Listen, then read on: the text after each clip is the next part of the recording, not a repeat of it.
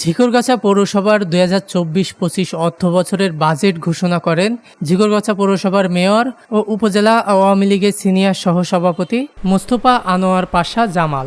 গতকাল রবিবার সকালে ১১,৬৮,২৭,২৬৯ টাকা ১৪ পয়সা বাজেট ঘোষণা করা হয়, যেটা মূলত রাজস্ব ও উন্নয়ন খাত থেকে আহরণ করা হবে।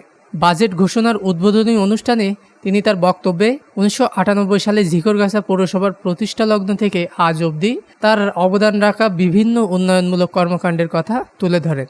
তিনি আরও বলেন, ঝিকরগাছার পৌরসভাকে একটি মডেল পৌরসভায় পরিণত করতে আগামীতে পৌর ভবন নির্মাণসহ বিভিন্ন প্রকল্প গ্রহণ করা হবে।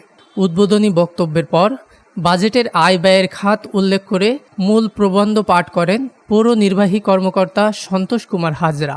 এ সময় উপস্থিত ছিলেন ঝিকরগাছা উপজেলা আওয়ামী লীগের সহসভাপতি চৌধুরী রমজান শরীফ বাদশা, উপজেলা আওয়ামী লীগের সাবেক আইন বিষয়ক সম্পাদক অ্যাডভোকেট আব্দুল কাদের আজান, একই সংগঠনের যুব ও ক্রীড়া বিষয়ক সম্পাদক শেখ নাসিমুল হাবিব সিপার, সাবেক আওয়ামী লীগের পৌর সভাপতি জাহাঙ্গীর কবির, জেলা পরিষদের সদস্য ও উপজেলা যুবলীগের নেতা রফিকুল ইসলাম বাপ্পি, ঝিকরগাছা প্রেস ক্লাবের সাধারণ সম্পাদক ও উপজেলা ভাইস চেয়ারম্যান ইমরান রশিদ, ঝিকরগাছা উপজেলা স্বেচ্ছাসেবক লীগের আহ্বায়ক আবুল কালাম আজাদ, উপজেলা পরিষদের ভাইস চেয়ারম্যান জেসমিন সুলতানা, উপজেলা যুবলীগ সদস্য জাফিরুল হক, ঝিকরগাছা উপজেলা উদযাপন কমিটির সভাপতি দুলাল অধিকারী, বিশিষ্ট ব্যবসায়ী ওবায়দুর রহমান। এছাড়া উপস্থিত ছিলেন পৌর কাউন্সিলর, পৌর কর্মকর্তা, কর্মচারী সহ সাংবাদিক ও সুধীবৃন্দ।